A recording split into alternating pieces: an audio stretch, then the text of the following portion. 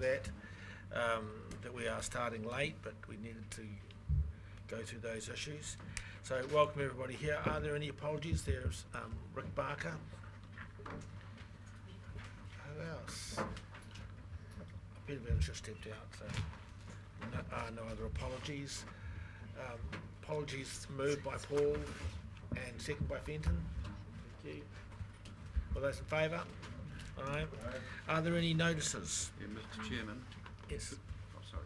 Could I just note that, as you know, I attended Transport and Regional Economic Development Conference in Gisborne yesterday, and there's some quite valuable information that I'll be able to circulate as it arrives, certainly before the council meeting, and I'll make some comment on the conference as such at that'd be good. council coming up. Thank you. That'll be good. And Debbie, you have something too? Thank you. Yes, I do have a notice based on a precedent set by our acting chair at the end of last year. I would like to move that we award a Hawke's Bay Regional Council Certificate of Appreciation to Mr. Roger Alexander, and if I have a seconder, I'd like to speak to that. We have a seconder?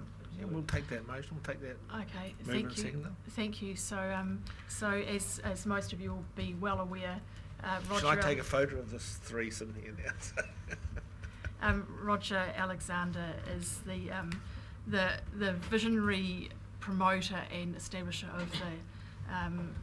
of the Puketapu Lake, and prior to when many of us were here back in the 1800s, the lake was about 30 acres, and it flooded that main road through the Puketapu area and cut off much of the inland area of Hawke's Bay. And I'm well aware that this is Councillor Bevan's neck of the woods, but I actually grew up in there, so I have a really strong links into that area from my formative childhood years. So as a way of resolving those flooding issues, a drain was dug and everything sort of pretty much went through into the Tutakuri River, and with such a large catchment just dumping into the river, it was a dismal failure. But what it did was it created some flooding relief, so it was just left. When the Alexander family came into the district in the 70s, Roger just was faced with a dead swamp, and he spent quite a few years, I understand about 5 years, researching what could he do about this stench with rotting vegetation and lack of bird life, in order for him to bring this back to a vibrant and working wetland. And I say careful research because today Roger is known as an award-winning farm forester, a highly recognised environmentalist, and nurserymen and educational providers go to him for advice on how to plant up wetlands. But what he did was he over a 30-year period, that's his lifetime, a visionary approach, set about completing and restoring this wetland and getting plants in there to soak up the nutrients. He's now got a healthy supporting population of eels, smelt and bullies, bird life, species thrive happily together. He's got predator-free islands that encourage all sorts of bird life to flourish, and this smelly eyesore has been transformed into an attractive and wonderful village entrance to the Puketapu village. And one of my lasting memories of this beautiful, beautiful area was, I don't know, maybe I'm going back 15 years, and I had a girlfriend who got married there, and as the guests were just congregating around the lake, she was rowed across the lake to her groom, and it was just the most special and magical environment. And for people to hold weddings there and family photos, it's a place where the whole community has benefited from the vision that Roger Alexander has provided, the leadership he's provided in this space, and I think it's timely to recognise this. And I also extend this recognition to his wife Diane and to his family, who I know have put a lot of work into this as well. Thank you. Thank you, Debbie. I never knew you were a girl from Puketapu. Partake. Partake. Fenton, do you wish to? Hello, we're back on normal, aren't we? Only to add, everything she said sounded pretty good, and I think if we are going to be serious about rewarding good effort, so be it. The only thing I'll say in Councillor Bailey's defence is getting your name in the paper every day is good next election. Muldoon. They'll forget what you said, dumb or otherwise, but getting your name in the paper every day can't be bad. So. Any other discussion? So what has been proposed is that, picking up on Rick Barker's suggestion, that we acknowledge people who are doing good things in our community in the environmental space, and this would be the inaugural acknowledgement. So that's what we're saying. Are there any other discussion on the matter? Councillor Bailey. I'd like to fully endorse Councillor Hewitt's recommendation. I think it's unfortunate that the original article that came out in the Hawke's Bay today didn't elucidate or inform me as quite as well as what Mr Alexander's later talking point did, or nor that Councillor Hewitt's dissertation just has. And I look forward to being here when the awards are presented. That's excellent. Thank you, Councillor. Any other comment? I would make a comment too. It has been illuminating to find out just how the lake was formed over reading all the articles in the paper, and your dissertation just now too was really good, excellent.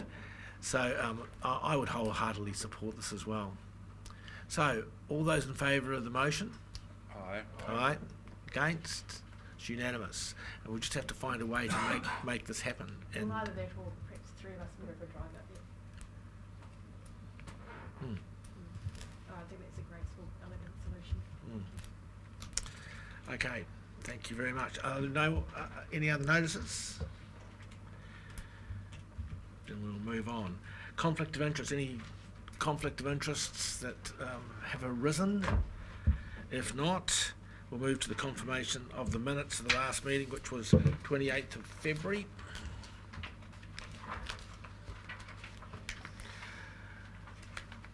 Are there any corrections?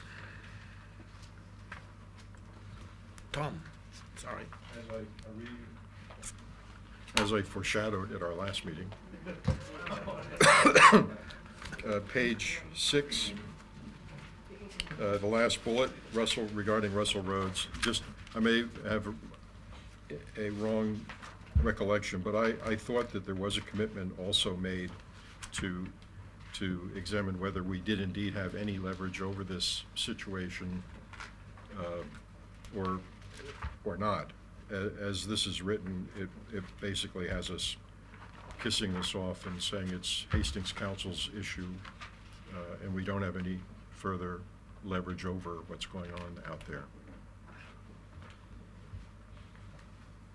Chairman, with your indulgence, look, so we did follow up, and Mr Hanson was here a moment ago, following the meeting, to clarify the position, and essentially we do have some leverage.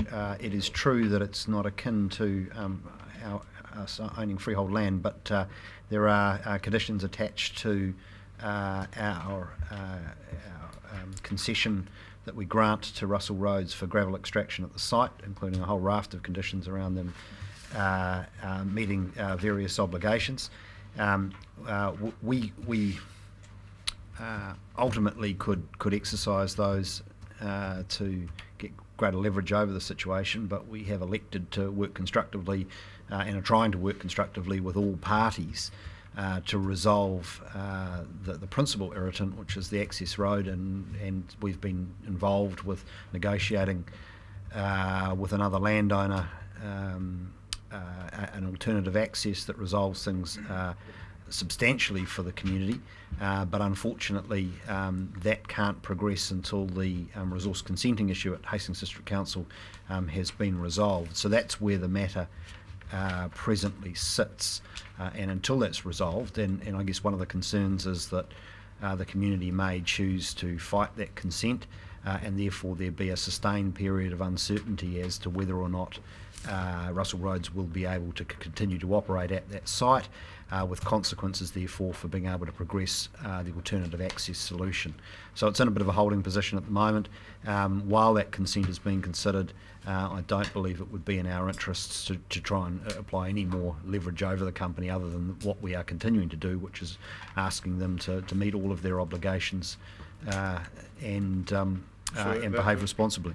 That's a great response from my standpoint, and so from the standpoint of minutes, I'm not a minute expert here. I don't know whether should we simply add words saying and staff agreed to monitor the situation or something that Got no objection to that. states a little more Yeah.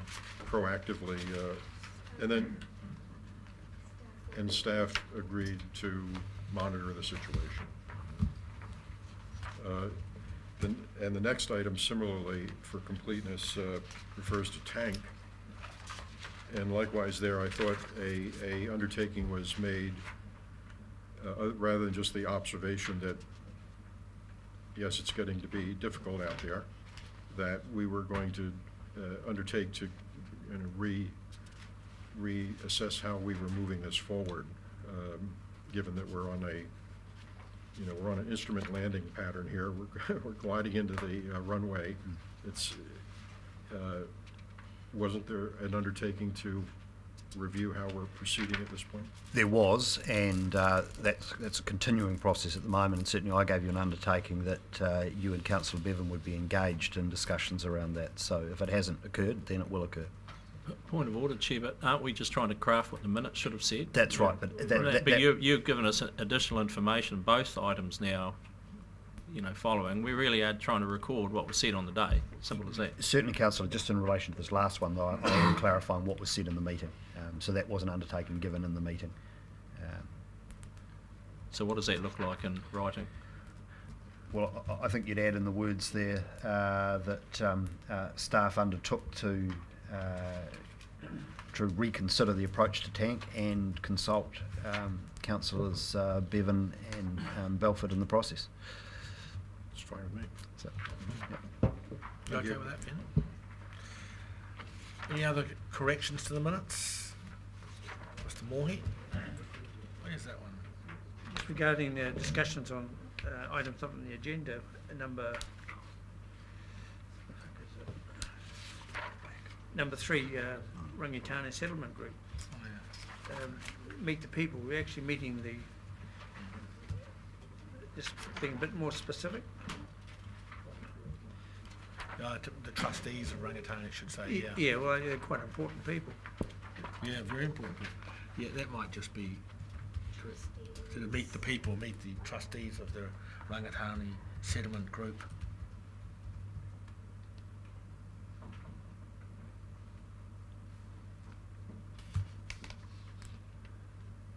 Well, we don't often have corrections to the minutes, but we've had 3 today. Well done, team. So, would someone move that given...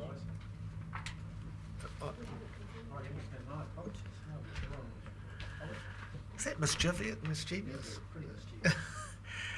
So we have, do we have someone to move the amendment? We have Tom, moved with the amendment and seconded. All those in favour accepting the minutes? Aye. Are there any matters arising out of the minutes, Councillor Kidd? Mine arise at the end of the report. Has anyone got it on page 7? So I'll raise mine. What, page? Page 7. Item not on the agenda. Number 7. Item 7. Choose a speaker, please, Neil. Yeah. Just in regard to one of the items not on the agenda at the time, but raised there. The topic was the Napier City Council Plan Change 11. I just want to know if there is a further information about oral submissions and the ability to speak in regard to the plan change when submissions will be heard. So, where Tom's gone. My understanding is that there will be hearings and that we have reserved our right to speak at those hearings, so we can represent the views more fully. Thank you. Turning to item 8 over the page, Ahuriri contamination. Can you, James, just update us whether there have been further contamination incidents in regard to the Ahuriri estuary following on from this meeting on the 28th of February? Chair, would you like to do that as a minor item at the end, or would you like to do that in relation to the minutes now? I can probably very briefly cover it. Just had a text from my wife saying, "Can my Lily swim in the Ahuriri estuary?" So it's quite relevant. She's on school camp. Do we do it now, or do we? I think we should do it now. Okay. So, Okay. well, I need to answer my text. So in relation to the question from the chairman's wife, we have a media statement due to go out. It may have even gone, which I cited earlier today, which updates the public on where we're at. Essentially, the recommendation not to swim remains, and that's while we continue our investigations into what has occurred.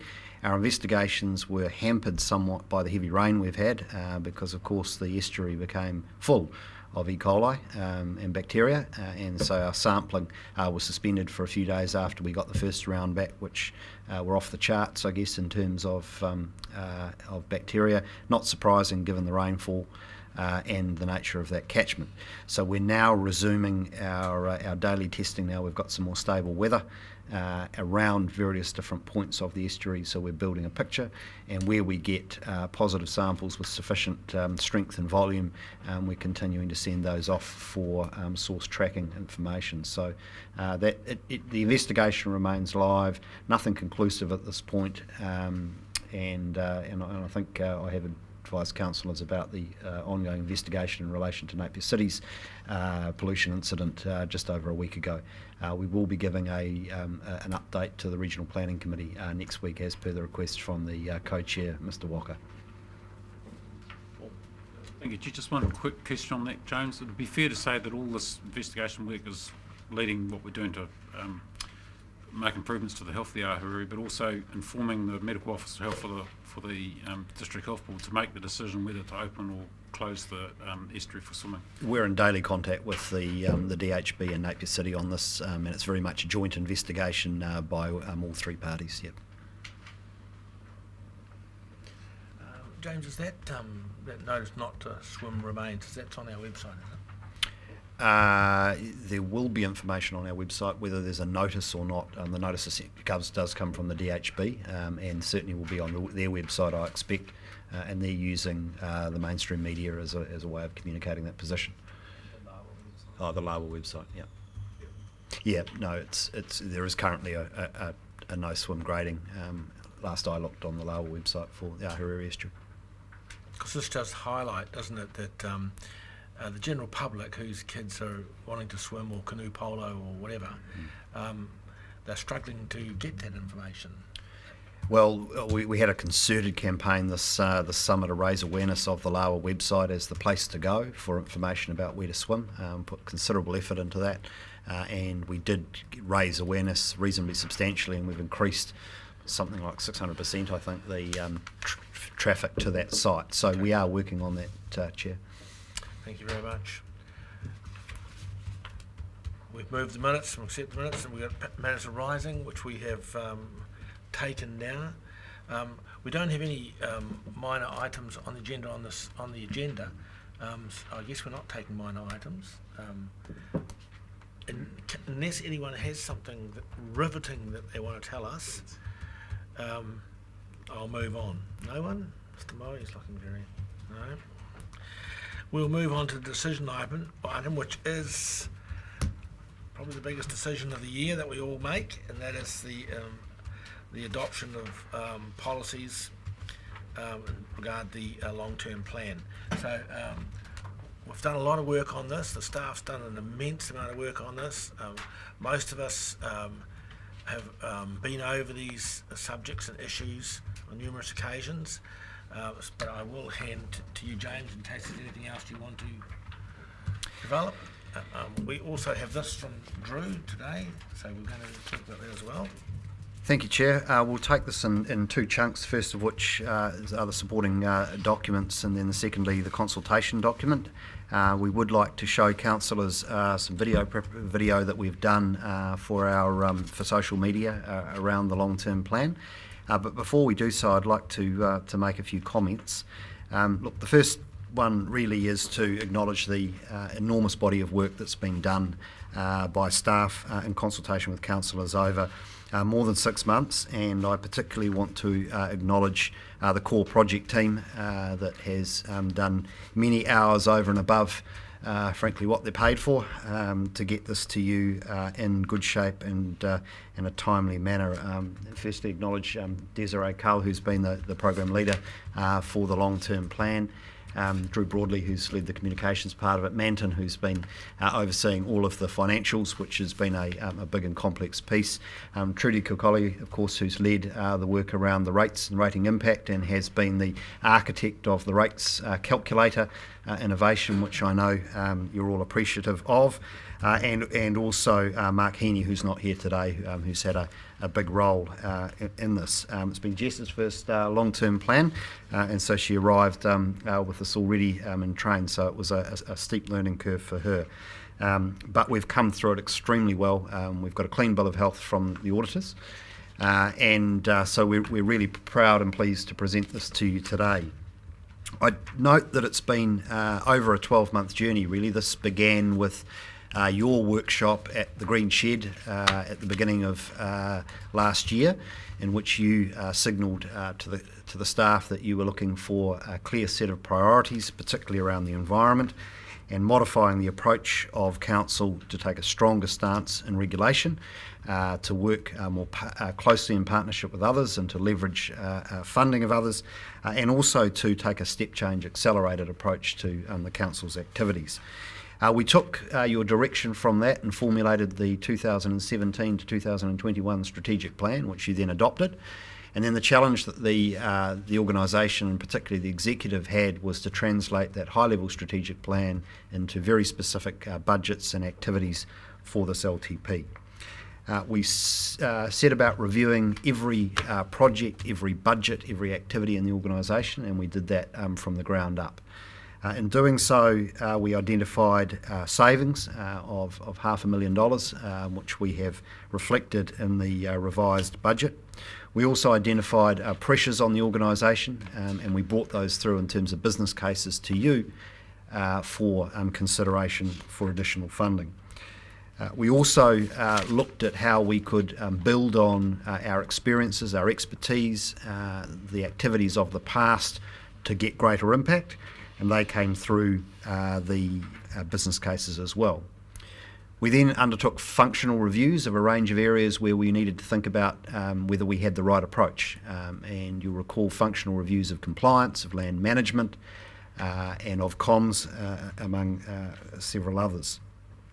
We reviewed our fees, our user charges, rating methodologies, and we looked at how we can get better returns from the balance sheet and from the assets of the organisations.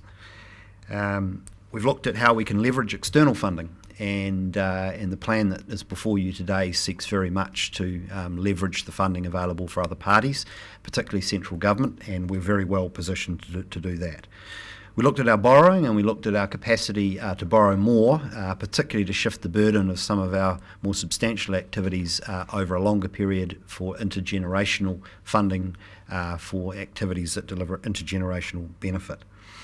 The overall message I want to leave you with today is that no stone has been left unturned over the last 9 months, if you like, in pursuit of supporting you in achieving the objectives that you have set for this organisation. We have also looked at the organisation's structure, the way we're organised, and 12 days ago the executive presented to the organisation a restructuring proposal. Over the last 2 days we have considered over 50 submissions from staff on those proposals, a number of which were group submissions representing much larger numbers of staff. The one consistent theme that came through that submission was an overwhelming support and excitement amongst staff in behind the direction of travel of this council. Our staff are out there at the front line every day, and they see the opportunities for us to make greater impact with greater resourcing. And they have told us that they see those opportunities as being very real, and this long-term plan presents them with the ability to deliver much more on your behalf. We are very conscious as the staff of this organisation of what we're asking of our ratepayers and what we're asking of those that use our services and are charged fees and charges. There is a step change here, and so we've been very cognizant of the need to rein in expenditure where we can, hence the savings that I referred to earlier, but also our need to reorganise ourselves and focus very, very carefully on ensuring that we get maximum impact from that additional funding. The overall budget position here takes our revenue from around $48 million in the current year to $60 million per annum by year 3 of this LTP. So it's a $12 million increase in overall revenue for the council based on all of those different levers that we're proposing be pulled. The expenditure goes from $46 million to $53 million by year 3, which is a $7 million increase, and the difference between the $12 million increase in revenue and the $7 million in expenditure is payment of those additional borrowings, if you like. So we believe that we have delivered you an ambitious long-term plan proposal. We've thought long and hard about whether it's realistic, and we believe it is, and we have arranged the funding proposals and the staff organisational structure to support this ambitious program, and recognise the fact that there will be those in the community who doubt the necessity of this investment. We believe, based on our state of environment monitoring, based on the good results that we're seeing in things like the hotspots, based on the commentary from the likes of the Parliamentary Commissioner for the Environment, the OECD's Environmental Review of New Zealand, the briefings to the incoming government, etc., the priorities that we are responding to are widely recognised as urgent and serious for this country. And we all also recognise that the rating survey last year gave us a very clear indication that the majority of our residents and ratepayers want to see us do much better, particularly in terms of land and water management. So it does align with all of the wider strategic drivers. And I'll just make one final comment about the urgency of this. There will be the argument mounted that we're moving too much too quickly. And on that, I would note that we are experiencing an increase in the frequency and intensity of weather events coming out of the tropics, which is driven heavily by sea temperatures. We know from climate change that we will see more of that as the oceans around New Zealand warm. The consequence for Hawke's Bay in particular is that we will have intense rainfall events more frequently and of greater intensity, and given the vulnerability of our landscapes to heavy rain that drives soil erosion, that's the number one driver of poor water quality and the number one driver of coastal impacts, that actually Hawke's Bay doesn't have any time to lose. The time it will take to reforest our erosion-prone landscapes at scale to make a significant difference to those issues is reasonably long. And we don't have a lot of time because change is upon us now. So from a staff perspective, while this is ambitious, we believe it's appropriate, and we're very pleased to present it to you as our best endeavours to meet the challenge that you have set us. And we now recognise that you have the difficult job of communicating this imperative to the wider community. So with that, I'd pass over to Drew just to perhaps run through this video to give you a sense of what we're proposing to offer to you to put before the community to help explain what we're trying to do.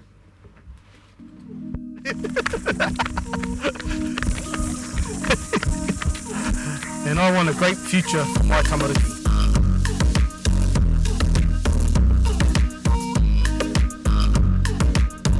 Just want to leave this place better than when we arrived.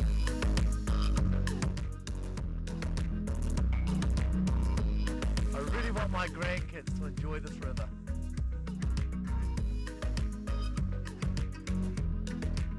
I want to be proud to come back to Hawke's Bay one day. And I want clean water for my grandkids.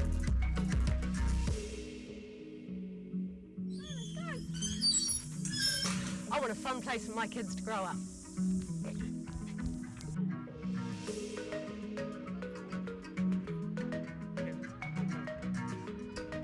I want to see Hawke's Bay grow.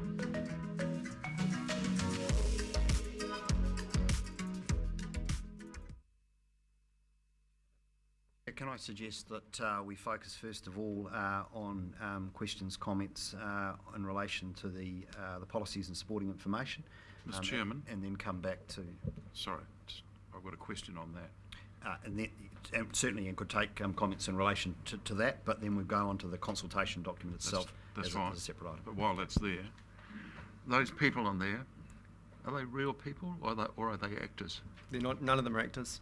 No, None of them are actors. No, they were people that we made contact with through staff, and were people that we actually ran into in our interaction around the Swim Through Summer campaign as well. Okay, very good. They're not fake people.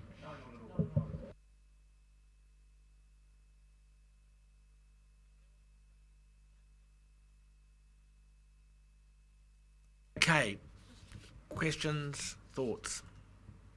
Oh, scratching head right away. I guess we have spent a lot of time on this,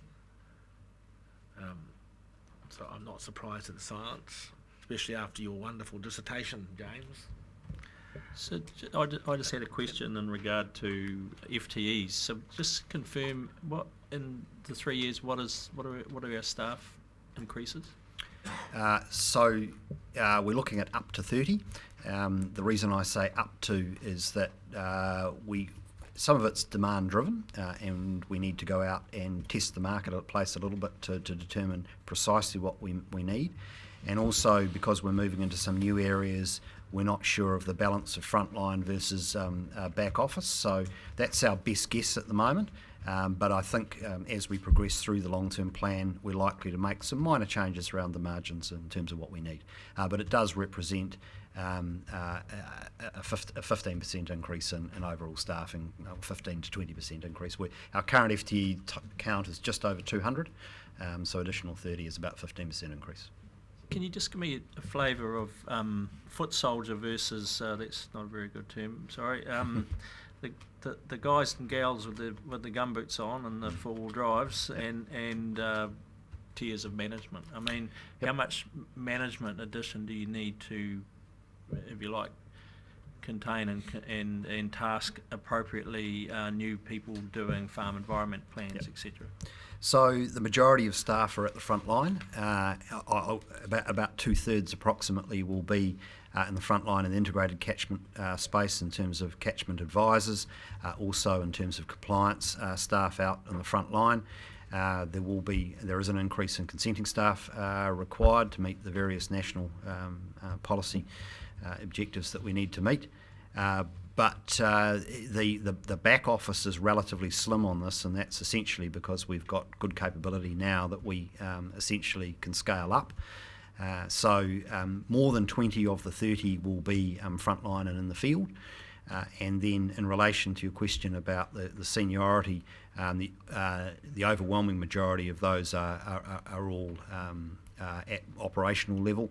There has been no increase in the senior executive size forecast as a result of this, other than the introduction of a tūmawaki role to represent Māori interests within the council. And then at the next tier down, we're having to create some internal opportunities just to manage that growth, and we're talking about 3 roles, additional roles at either team leader or manager level. And just finally, Chair, if there are new roles created at each end of the region, for example, will those people be domiciled there or travelling, or will there be a shared resource, or how does that work? So we are proposing to increase our presence in Wairoa from our current 2 staff to at least 6, and a similar sort of increase in Central Hawke's Bay. We'll also have field-based staff here travelling to those parts of the region more. Overall, I would say that the rural communities will see an awful lot more of regional council staff, and there is considerable funding and assistance being provided to the rural sector as a result of this package. And so your typical farmer will get many times the benefit should they wish to avail themselves of the programs and services in here, many times the benefit of what they will be facing by way of any rate increase. Yes, first of all, I would like to say that I thought, James, your comments were quite eloquent, and I hope we could lift them from the video, because I know at least one outlet that would use it as a podcast. It was a very effective presentation of what we're trying to do here and why. I think also I would like to commend the staff for all this work, which I would remind us all has been done on top of the normal business of improving the environment and going about our day-to-day business here as a council. And even that level of effort has been escalated over the last year. I think we would all agree. Just thinking back on the presentation made to us the other day about the work on the hotspots and so forth, and how much of that work has progressed. So what we're getting here is all on top of a already accelerated and intensified level of effort. So hats off to the staff for that. To say that I am enthusiastic about the direction of travel here would be an understatement. I will certainly do my best to communicate this to the public, and I look forward to listening to what our constituents have to say about this, because we are putting a significant financial challenge to the people of Hawke's Bay. But at the same time that I intend to listen, I also... Reluctant point of order, Chair. I mean, Councillor Balfour is very good at capturing the floor before we get to the debate when you have some constraints around time. I'm not sure if there's a question in there other than he wants the... I'm getting the question. Yeah. Well, I've got a couple hundred k's to drive, Tom. Come on.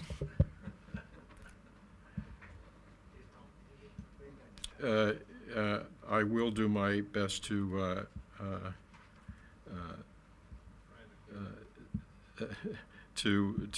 persuade our constituents that this is the right direction of travel, and let me just leave it at that. No, I don't have a question. Yes. Do we have any questions before, or do we go? I mean, we've been through this, and yes, you do. A question?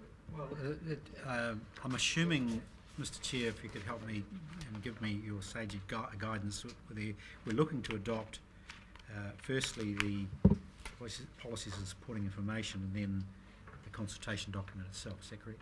Yeah. Just before, and I'm assuming I can, in the first instance, refer to the policies, and just a couple of matter of syntax that you may want to correct prior to production, if I may. Yeah, you certainly can. If we could go to the attachment 1, and I'm talking about page 3. It's a bit hard to follow the page numbering. Page 3 at the bottom, page 1 at the top, if you look at it portrait-wise. And I'm looking at, this is under Summary of Amendments to Previous Investment Policy. Section 4 Objectives, on the second to last line, if we could just add, it says, believe that this objective restricted the ability to earn better. There's just a to missing there. It is missing. The next syntax correction is the next paragraph, ethical investment. The second to last line in that, HBRC's intention for the investment portfolio is to avoid, so it's an is in there. On the next page, page 3 at the top, page 5 at the bottom, draft investment policy, it's item 6, ethical investment. HBRC's intention for the investment portfolio is. Turning to the next page, 4 at the top, 6 at the bottom, draft investment policy, Port of Napier Limited. I note there in the second paragraph under Port of Napier, HBRC's strategic objective is to continue to beneficially hold a majority of shares in PONL. Are we wanting to send that signal there, or are we looking to say we're holding 100% shares? What do we mean? Is majority a little bit provocative? Well, I would have thought not necessarily. It leaves open an option, but I guess, majority does include 100% ownership. Sure. Okay. Just asking. Going to page 6 at the top, 8 at the bottom, risk assessment and management, risk number 11, second dot point down, it talks about no more than 33% of HBRC total investment portfolio will be invested in any one investment. Do we mean that?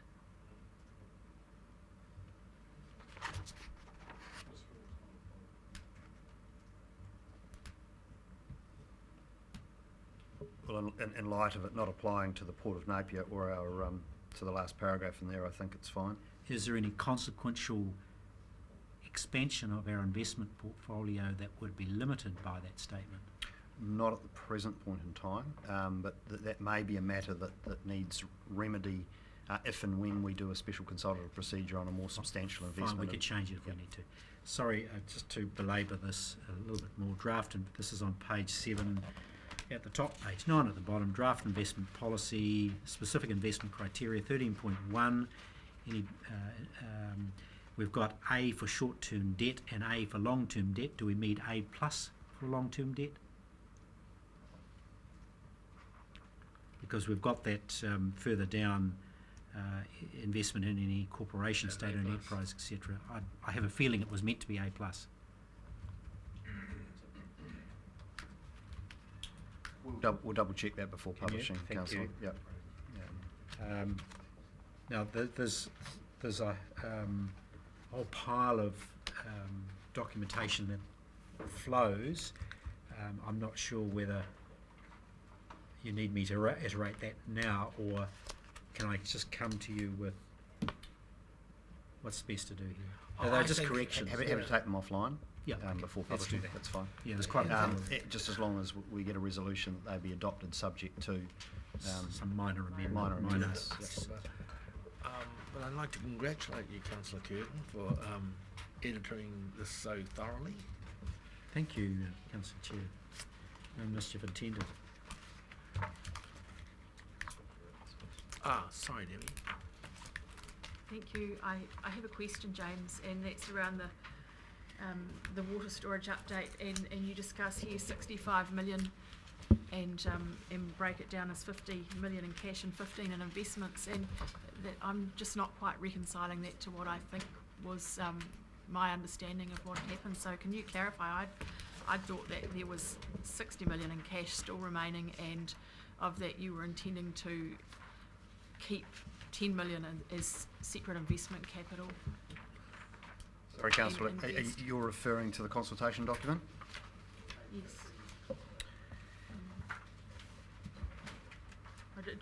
I'm just sort of looking at the wordsmithing, and it's a little bit different to what I'd understood for the last few years. Right. So the 15 million relates to the Wellington property portfolio.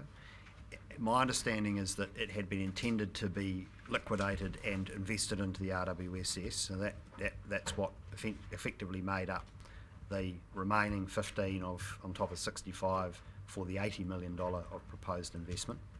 We're now no longer proposing to liquidate the 15, so it remains.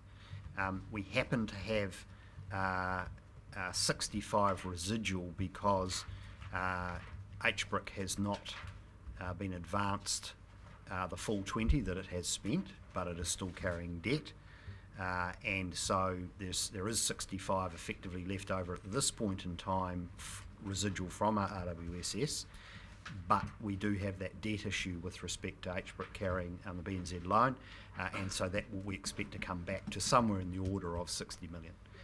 And then, as per the conversation earlier today, the intention was to hold hold some cash as working capital, if you like. The working capital is not quite the right term. It's more holding greater degree of liquidity as opposed to putting the other chunk on a longer term investment basis that will yield a better return. So there's $10 million. Just the numbers aren't quite adding up to me in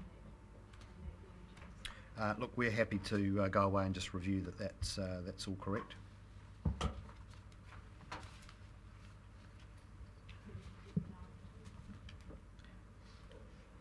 Mr. Chair. Just on this one. Neil. There is one other item which I think may not be minor that I wanted to raise, Mr. Yeah, Chair, what is that? and that's on page 38 at the top, 40 at the bottom. It's the draft revenue and finance policy. It's to do with group activity emergency management. In the proposed policy, it's got a split public-private of 100% in private. Now, am I reading that incorrectly? 38. Should it be public or private? Is it in the wrong column?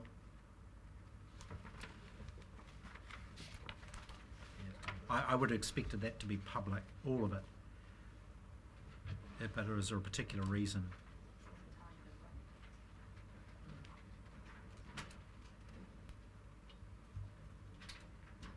Excuse me, Chair, which piece? All four of them? Or? He's in, Sorry, in 38, page 38. Yeah, I've got 38. But Yeah. sorry, I've missed. It's actually Well, page if you go mid table, you look down proposed policy, it's got the public-private split, and it's got for emergency management, it's got 100% private. I'm suggesting that's the wrong way around. Because it's a targeted rate, so it would be public if it was general funded. So the way these are set up is... Oh, okay, Yeah. okay, so it's the way you read it. Yeah. Okay, thank you. Peter. So I've got a couple of questions.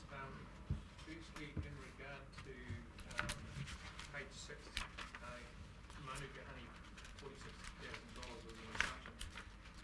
It's actually quite some time since we've had any reports back to us on the Manuka concept. There's there's an economic proposition. Oh, sorry. And I'm quite interested if we could get an update on how that's stacking up. Look, absolutely. And there are some decisions looming around where we go in the future, because the Primary Growth Partnership funding program that we've been a party to is coming to an end, and it's moving to a more commercial phase.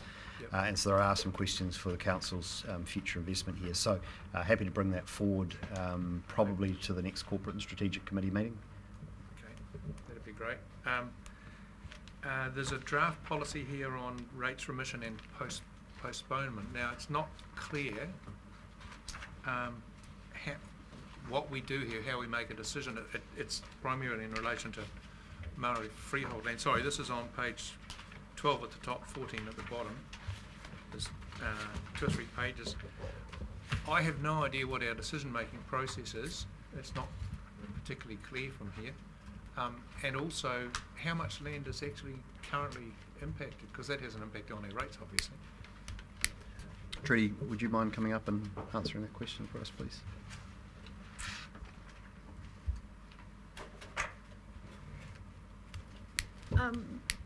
Just want to point out this, the Maori part of the rates remission policy hasn't been changed. It's always been that. I think there's about 4% of our land is Maori land, Maori freehold land, multiple Maori freehold land.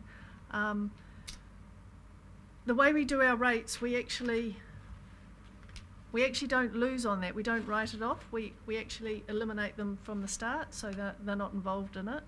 So we actually don't lose that money in relation to the Maori freehold land. You mean that you haven't budgeted? Mm. Well, that's one way to think about it. You've never lost the money. It's not quite how I think about it, but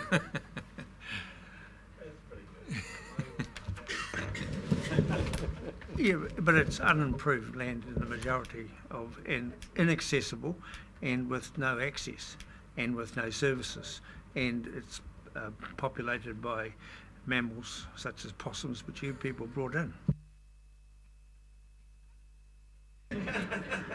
They are rated if they generate an income off it, or if they live on it, then they're rated. But other than that, So an application is made and you do an assessment? Absolutely, That's how it happens, yeah. okay, all right.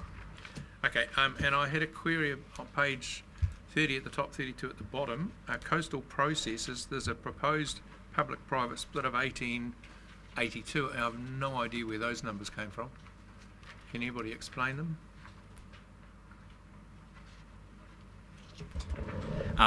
So that's exactly what the split comes out to, taking into account the other TA's contributions, our contributions, and other expenses through that project.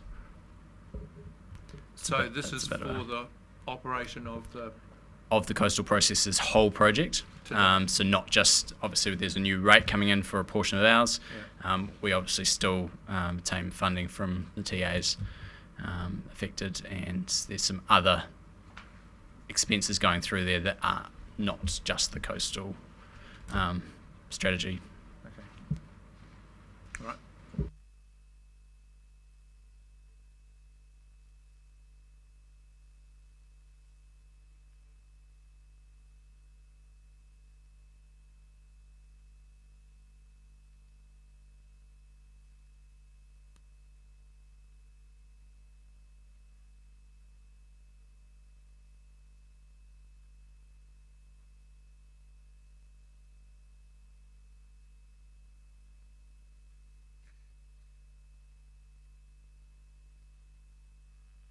Only to iterate the thanks from us as councillors to you guys who have to do so much work to put these documents together, and I would hate to do it because I'd be sitting there thinking nobody's ever going to read this except the auditor. And Neil. So, hey, look, well done. It's a well-presented document, and there are very few mistakes in it, just looking at what Neil's found. So, our thanks to you. Tom. I have my crack. Any other speakers? Paul? Yeah, again, same here, passing on my thanks to the staff. It's interesting actually seeing 4 of you sitting around there like that, and I'm thinking, God, either I'm getting old or you guys are getting young, which is, I think, is really encouraging. But really pleased with the work, with the amount of work that's gone on. I know it's been a hell of a lot of effort, so thank you very much. I'll just briefly speak. I also thought, James, that your summing up and dissertation was excellent, and we should record some of that, because it did really summarise our position going forward and the challenges going forward. And it's no doubt about it, this is a moment in time in our region that we either face up to these things, just to use the headline comment, because if we don't now, we will never. And it's a moment in time. It's going to be costly, and we're going out to our ratepayers and asking them to help us fund this. Not all of it, but a good hunk of it. And that will, I guess, get some serious debate in our community that we're going to have to defend and lead, because this is going to be a serious issue of us leading this forward into the future. So thanks to all the staff for doing this. Great job. And on that matter, Peter, do you want the final... Oh, do you want us to... Oh, yeah. Oh, you just didn't have your hand up there, did you? Why was about to speak? Waiting my turn, Mr. Chair. So, this has been an incredible bit of work done by the staff. And while I agree with parts of it, I can't support it as a package going forward for a few reasons. Mainly that I'm not convinced that we've put out this, or we're about to talk about it, and I've got some views on that too, this very slick presentation about we're going to fix this in 10 years, but actually we're not. And the course of travel with a sediment base, as an example, and pathogens, I can get the pathogen part of the conversation, that there needs to be some work done on that.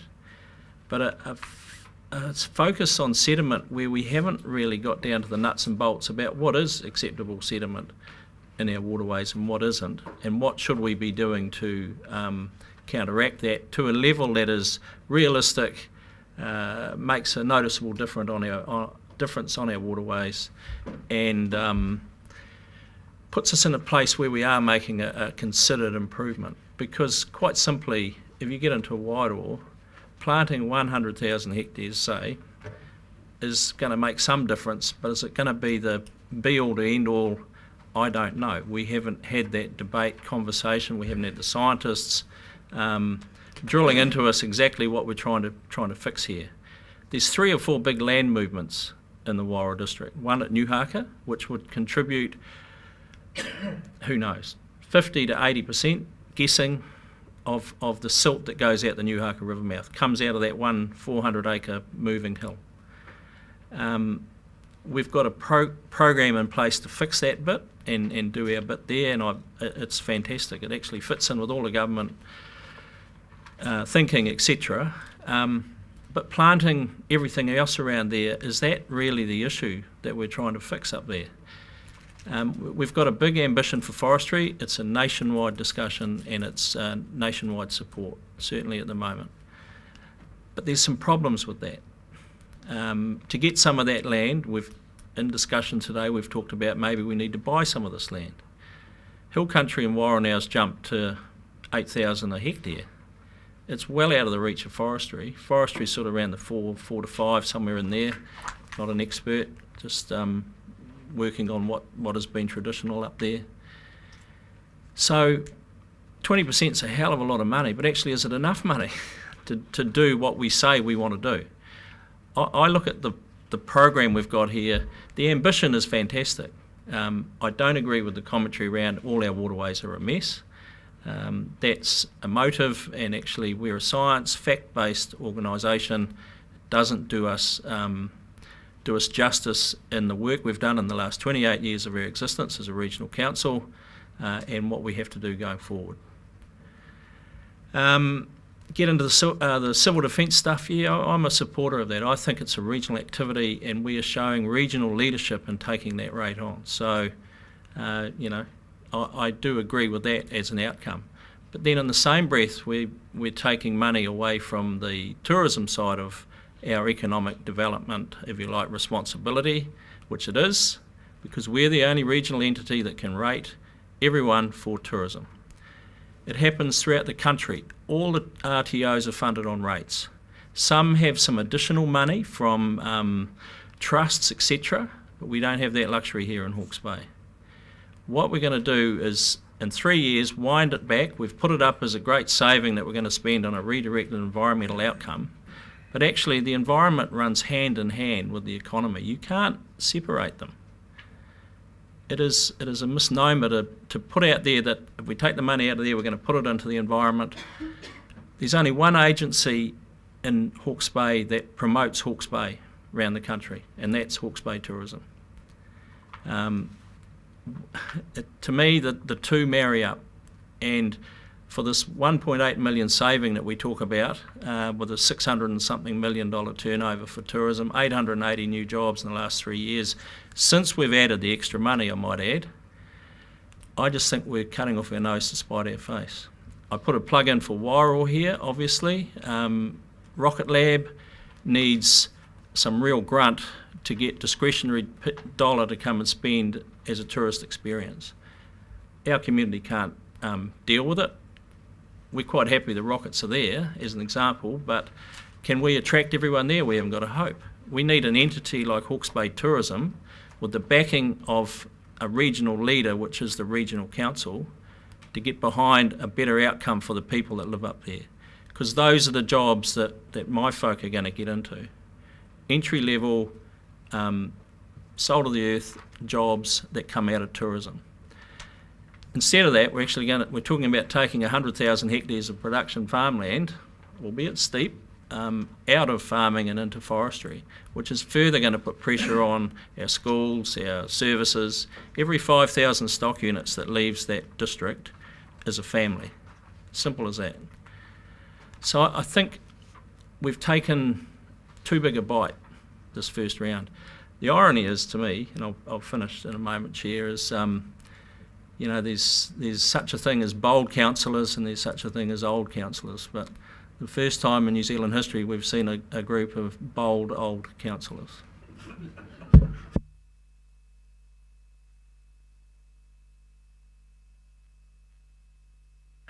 Well, thank you for that, Fenton. Do we have any other speakers? Alan. Well, Mr. Chairman, 4 and 5 basically go together. It's the adoption of a plan for consultation, and I'm not going to. I concur with much of what my colleague has said, Councillor Fenton, and I'm not going to repeat it. But I'm not going to vote in favour of either of these two on principle, and that is not because I disbelieve in everything that is contained in here. A lot of it is very good.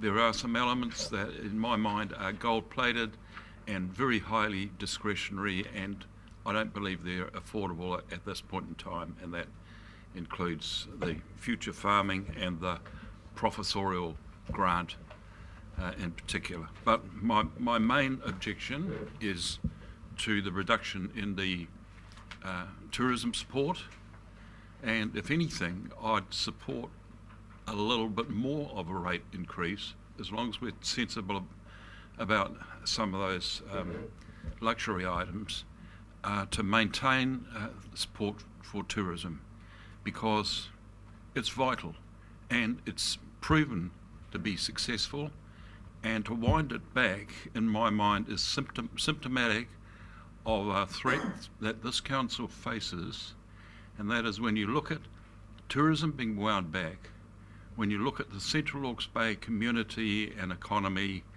in particular the Toki catchment, either by accident or design through regional council decisions being placed in a compromised and threatened position.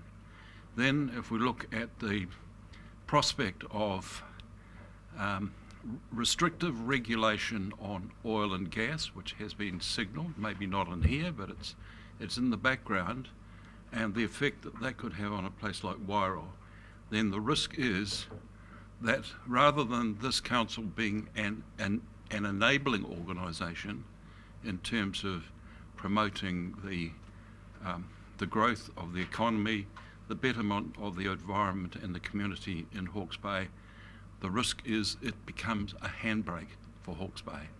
And so that is why, in principle, I will vote against both these items today. 3 and 4. Yes.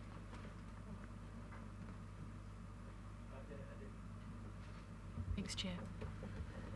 And I too will be voting against 3 and 4, and it just to follow on from some of the things we've heard.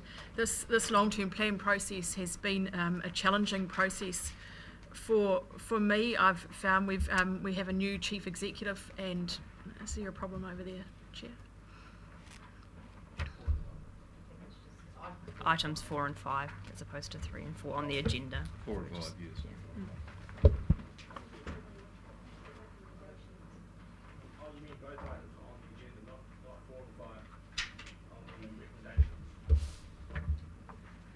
Sorry, I confused you. I won't be able to support either 4 or 5. On the agenda, items 4 and 5 on the agenda, not on the recommendations that we're hitting right now.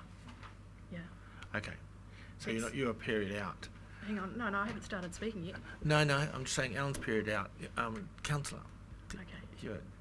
So I was speaking to the floor, but following on from what's been discussed. Anyway, as I said, being involved in this long-term plan process has been challenging as an individual representative of Central Hawke's Bay.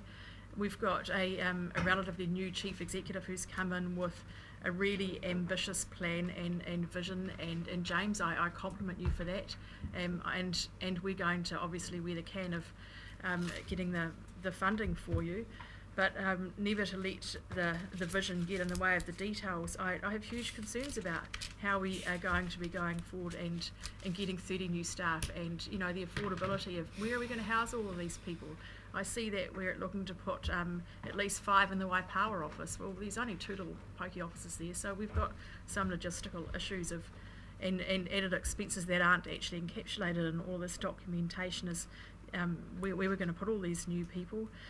I also have found that we have some credibility issues because the last annual plan we went out and consulted with the community. We were told in Central Hawke's Bay that there was going to be a 10% rate increase for significant funding to go onto Lake Whātuma, and that has not happened yet. So to go back with another huge rate increase and obviously all the supporting information when we haven't delivered, in my opinion, on what we said we would 12 months ago is going to be a hard sell. When we look at some of the issues that come through, I support the civil defence. I think that there was a nice quote that was civil defence rate. There was a nice quote used during the consultation, and that was that this is about people, not politics. So while we wear that 5% rate increase, I'd certainly hope that the wider community recognises that it's coming off their TA rates. But in terms of the land, water and biodiversity initiatives, I have some huge concerns in there. I think that we're double dipping with some of the activities that other agencies are tasked with, whether it's by commodity levy or through our taxes. So I'm concerned about that. The forestation. Where are we going to get all that land? I've looked and tried really hard to get my head around this and how it will work. I took James for a drive down there to discuss some of our most vulnerable areas, and I mean, James, your quote to me at the time was, well, the reality is we might have to write off some of this land. So I'm not seeing the solutions that I believe I can be selling to the Central Hawke's Bay public. And I've been looking forward to seeing this vision, and when we go to the forestry, the Waihapua, how do I pronounce it? Forestry. Anyway, I mean that was cancelled though. That you haven't taken me on the journey properly to be selling that. As for the future farming initiative, well, that's just been an absolute capture by a group of anti-Ruataniwha people. And if you think that you can come down and tell Central Hawke's Bay farmers how to farm after taking water storage opportunities away from us, well, I'll tell you now, that's just not going to be well received whatsoever. In terms of the tourism, instead of taking maybe a palatable bite of a decrease where we could be, I don't know, maybe taking the medicine once and taking one decrease, it's going to be a death by 1,000 cuts, I think, in terms of what we're proposing here. And my observation in the Central Hawke's Bay community is that the Tourism Board has done huge good for Central Hawke's Bay, and I'd be very reluctant to see it be declining at the levels that it is. So overall, I do have some grave concerns about this long-term plan, and I can't support it. Thank you. Just a couple of clarifications, Debbie. The hotspot money was spent in Central. You and I went to the... Not on Lake Whātuma. No, but I don't know how it got diverted, but it was spent in Central. But it wasn't what we consulted on. No, so I'm not even sure how it got. I was quite surprised. Me too. But it was spent there. Kahutia is the name. Councillor Curtin. We're considering the recommendations for this.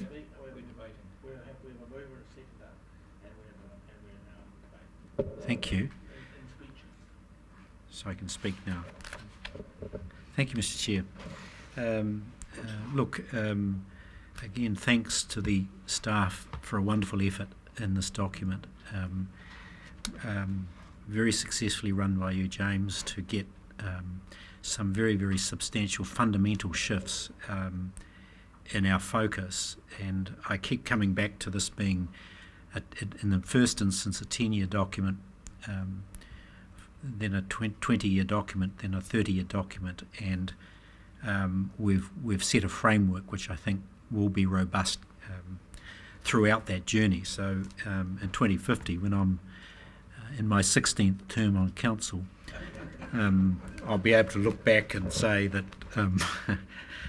that this was a watershed moment, if I could use that term, around the council's approach and direction in terms of the vital improvements to the environment. This is not by way of criticism, but a reflection of the realities of putting a document like this together. We've had numerous conversations about measuring outcomes, and I appreciate the condensation of the previous document down to this one and the good work that's gone on. But I'm flagging too that that is a journey that needs further development, and we do have that opportunity. This is a consultation document which we adopt in June, 30th of June this year. So there is time on that road to make changes, listen to the public, and if they want restoration, for example, of tourism to be put back in, well, we listen to that and make a judgment call, or if we want to take future farming out, we'll take it out and make amendments. So there's that opportunity to do that. It's very much a consultation approach. So it's putting a raft of opportunity ideas in front of the public and having the people we serve have their say on it. And I think we need to be genuine in that and always be willing to adjust and amend. The for example that I want to give is around the level of service. I think we've got a little more work to do in terms of defining the outcomes that we want and getting the measures along the way really robustly tied down so that we're able to milestone it and check our progress on the way through. One of my big complaints over the last 10-year plan was that looking forward for 10 years, we weren't able to say we did achieve these things. And I note the comment of Councillor Wilson in regard to the good work that the Council's done over that time, and I agree with him, there has been. Unfortunately, we didn't establish sufficient guidance and focus on outcomes that we could tell the public these are the things we measured. That was our fault 10 years ago. Hopefully we can amend that. And finally, Mr Chair, the example I want to use is that around our flood protection control work, we've said the Hawke's Bay Regional Council will maintain an effective drainage network that provides drainage outlet for rainfall runoff for communities and productive land within the drainage scheme. We don't know what effective means. There's no reference to water quality. So what environmental standards are we introducing right across the board in each aspect of the service delivery that we can say, yep, we've done that? Does this extend to our drainage network, for example? What are the standards we're going to set there? When we come to have a discussion with our asset managers and works groups, etc., what have you done? Show us what you've done, and how can we tell you've done a good job?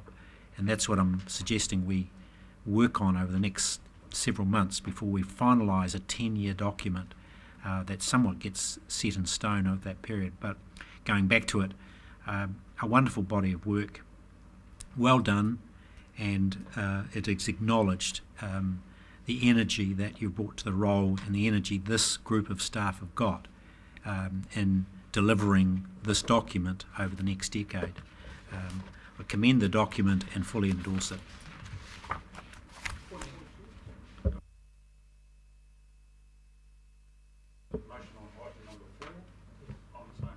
Yes.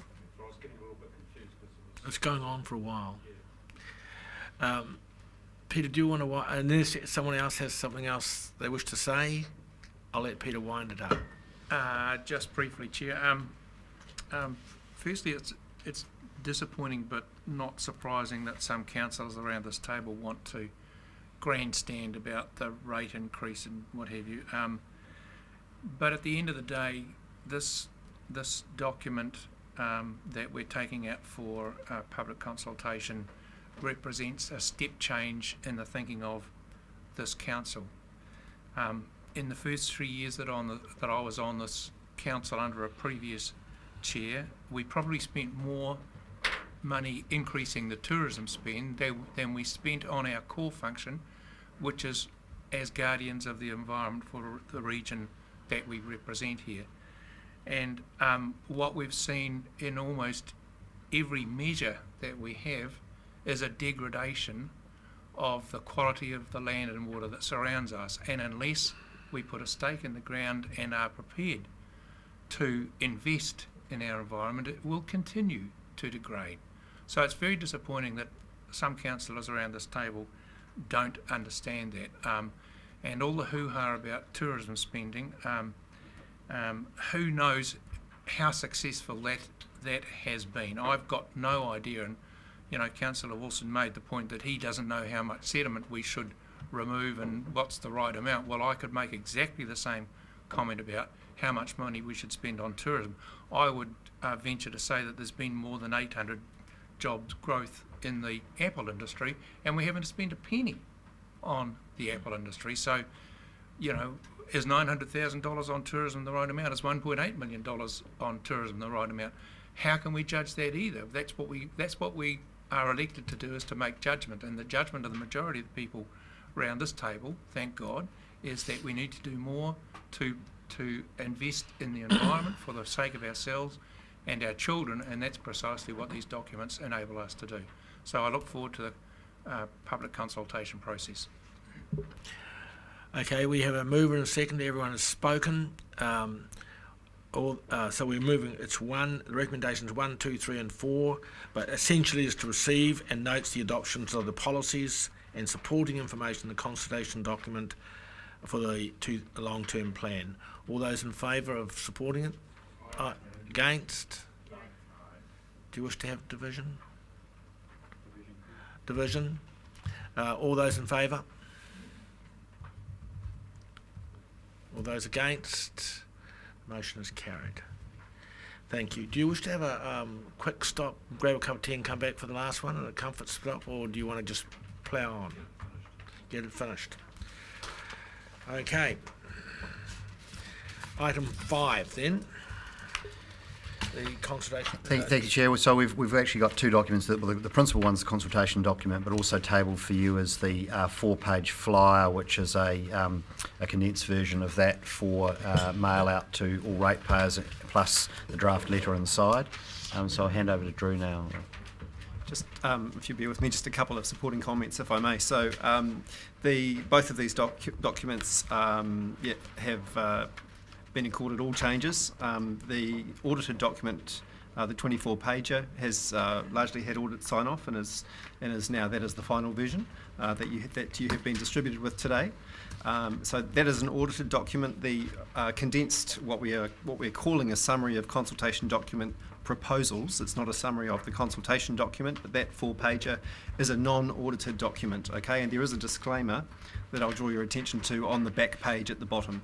And I think it's just an important distinction to make, that hasn't had the audit oversight, but obviously we've been able to draw out what we feel are the key elements to engage the community. And also in that pack of information distributed to you today was a copy of the letter that will go out to ratepayers in the community. So you've got a full sense of what actually is going to be distributed. And I sleeved that inside the 4-pager, so that if you haven't seen it, that's where it was for you.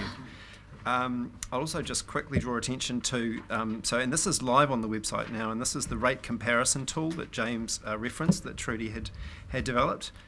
So you can put in any street address, and if I just, I'm putting in mine.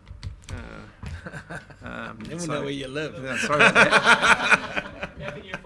I really can't. And so the information that it delivers back to you, having put in your address, is the 17-18 year rating year information. So as it was for 17-18, with the breakdown, and there's a hover function there, so it does explain every individual rate category for more information. And then you just scroll down further, and I'll get rid of that. That feedback loop will disappear very shortly, and then you can see there what it will be as proposed for the 2019 year. So there's a $3 increase. Yeah. So there's a $204 current instalment here, and then the estimated next year levy that's currently sitting at $237. So every individual property or valuation unit, you can see the comparison there quite clearly, exactly what that number is proposed to be. Is that live now? It's live. Okay. So what isn't currently live are the consultation documents themselves or the supporting information, because obviously you hadn't adopted them yet. But as soon as this meeting is concluded, and they will be subject to some final amendments, but obviously we go to live consultation on the 19th, so they'll be live prior to getting into the 19th. So there was that. The schedule of social media posts, and you'd referenced some interest in having an extensive social media campaign, and so there is a full proposed schedule of social media posts that I'll send out to all of you, so you can see exactly when we've scheduled all of those posts and what the subject of those posts will be, so that you can keep track of that activity on Facebook. And was there anything else? Effectively, all of the links to the material that I think you will find relevant, I'll send out to you in an email prior to the go live for the consultation period. So that is, the rate comparison tool, the relevant videos, the submission form, obviously, and we'll make those a very key element of our promotional campaign for Facing Our Future 1828. Thank you. And Drew, the video. Do you anticipate that at our public meetings you'll play the videos first? Absolutely. So that was all of the comments from the community. That in the long form, and largely we'll break that down into just the very short form segments for social media, and also onto radio as well. So we've used the same audio into our radio advertisements as well. Yep. And there'll be a presentation for the 7 community events that's to be developed. Tom. 2 comments, and they're focused on the short piece, because I mean my view is that it's this piece that is going to be seen by 70,000 people, households, and that this item is going to be seen by less than 100. And given that, a couple of comments. One is, can you go to the homepage of our homepage? So in a number of places in this document, you have a difficult link indication. It's number FOF 1828, etc. And that link is repeated 3 times, I think, in this document. Do you feel? I mean, I guess my suggestion would be that it ought to be so obvious where this consultation is, and you're facing the future, that little box there. It will also be here. Yeah, I guess what I'm getting at is just send people to the website, and the little FOF 1820. I mean, that's just not. You want them to get there, and you want them to see absolutely plainly, clearly, if you're interested in this consultation, that's all you have to do. Secondly, in the letter, we do explicitly refer to our plan is to increase the average rate in the coming year by around $1 a week more per property. But we're fuzzier in the book, in the little 4-pager. The relevant line simply says will cost the average householder a little more per week. I would suggest using the same language so that a little more per week just isn't nearly as effective as saying by around $1 a week. The percentages are there. On the right-hand side. It is in the just front over page. Tom, Front that page. paragraph. Where? Our plan is to increase the average rate by $1. Just beneath the consultation, the topics, the bullets themselves, it says that text is there with the percentages, the respective percentages. Cool. All right, the last comment. Back to your comparison thing. You have one reference to it in this document up here in this little circle, and the link is simply number sign rate comparison.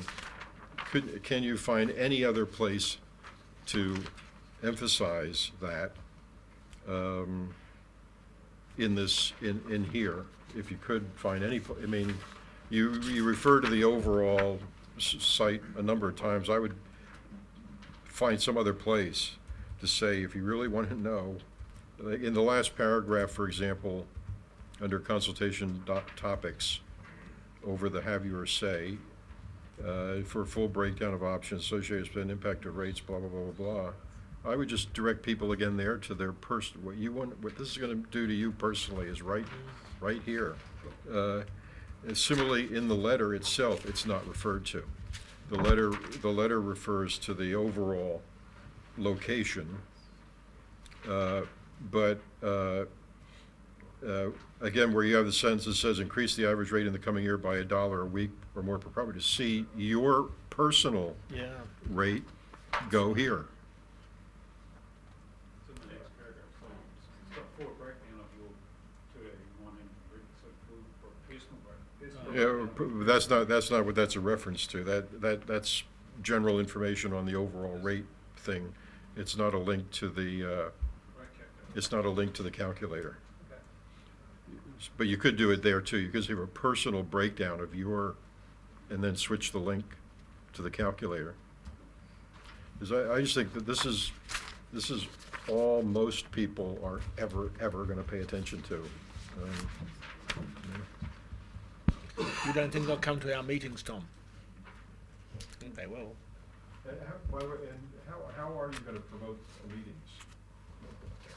Largely through social media. There is a one-page advertisement going into the community newspapers and Hawke's Bay Today next week, and there'll be further reminder advertisements given that the meetings commence after Easter, which is a break point for a lot of people. So we'll put a reminder in for that as well. Can the creative be dramatic? I mean, in a conversation the other day, it came up that when like we went out.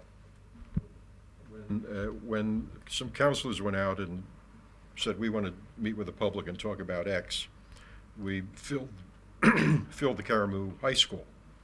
We're going to go out in Hastings to a little room, which is the normal LTP process, and be lucky to get 4 people there, unless we promote this as, your councilors are going to be there to front up and tell you what the hell's going on here and why these recommendations. I mean, it just seems to me like put us on the spot. I mean, generate a little heat around the advertising, I would say, and we'll get some audience. We are anticipating that the community themselves may generate some heat, so 30% in 2 years, that's what you should put out there.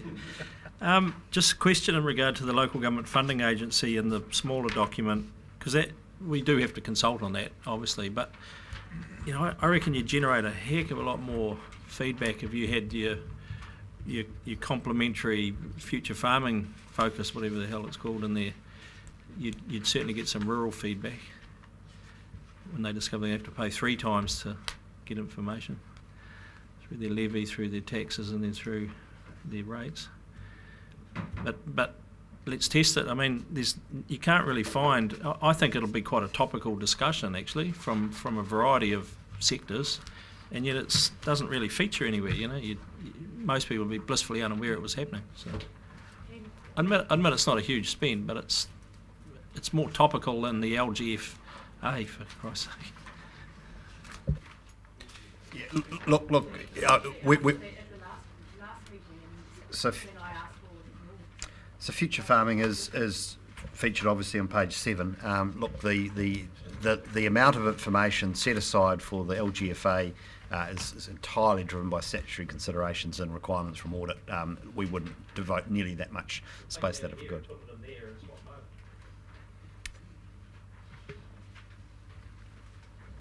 It's in the big document. Councillor Belford makes a valid point. This is about as far as it's going to get. Does this go to every home, or no, it doesn't. So this goes to it is a valid point. Yeah. So where's this? How do people access this? It's linked to our website. Online. Yeah, it will Only also be online. at the public libraries and at each of our offices. And on It's request. a cost issue. If we could put 16 pages to every household, that'd be great. 24 pages. So. What's that? No, we're still not having a discussion, Paul. Frankly, I'd much rather have coastal hazards here than Well, I was going to be say, the local government at all. I was saying Marine should be there. We've all got our pet preferences. Any more questions for? Yes, Yes, Mr. Chair. yeah. Just, Drew, I wonder if I can take you to the shorter version under our proposals, land, water and water diversity. That's on the second page. First paragraph there, given the scale of the challenges, limited progress and the rate of global change. Do you mean climate change or global change? I think it reads climate change, isn't it? Under incentives to change, we want to support communities to solve their local challenges with the benefit of Council's science knowledge. Can I suggest environmental and science knowledge? Otherwise, a brilliant document. Well done. I don't know who came up with the name of this campaign, but whoever did it just should get a letter of commendation. Was it Tom? Despite what Rick says. Do we have a mover? Oh, is there any more discussion on this, or do we have a mover to move decision item 5, adopting facing our future documentations? Paul will move. Seconder? Seconder. Do you wish to talk, Paul? Yeah, thank you, Chair. Very, very briefly. Given this is the first long-term plan process I've been through, it's been quite a journey for me, personally. Really challenging to try and put all the pieces of the jigsaw together, and I think this does it really, really well. This is a document that I can comfortably take out to the voters or the public and explain to them and tell them exactly what we're doing. It really articulates really well what we're trying to achieve and what we're hoping to do in the future.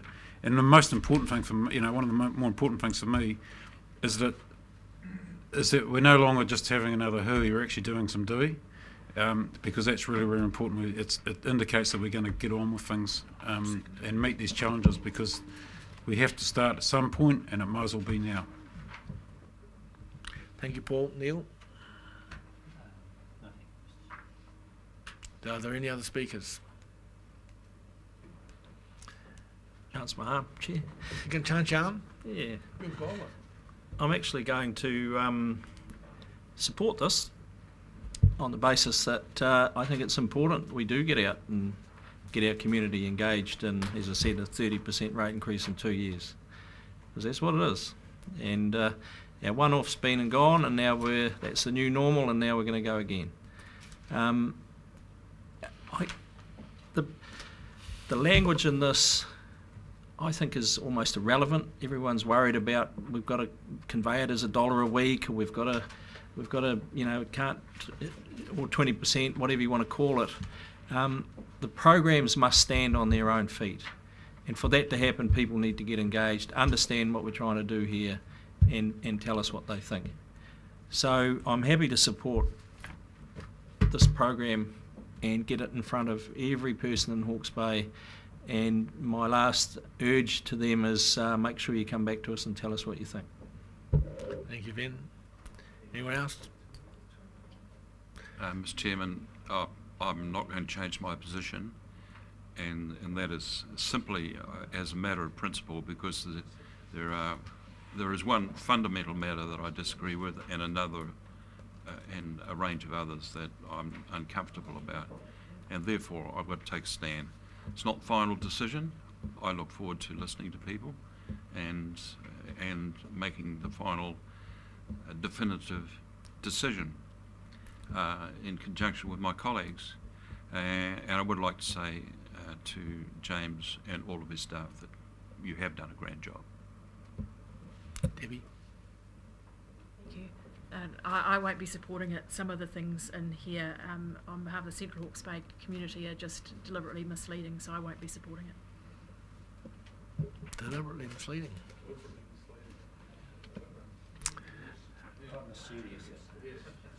Okay, settle down, team. Do we have any other speakers? Otherwise, Paul, you moved it. Back to you. just to sum us up. Thank you, Chair. I'd like to reiterate the comments that Councillor Wilson made. I hope this document generates a hell of a lot of response. I really want the public to let us know what they think. I think it's a strong democracy is one in which everyone has a voice, and I think it's the more people that come back to us and let us know what they think, the better off we're going to be. Yes, I would endorse that as well. Okay, all those in favour? Aye. Against? No. Do you wish to have that recorded? The motion is carried. Thank you very much. That's the end of our meeting. 5 to 4. Sorry it went on so long. Wasn't all my fault.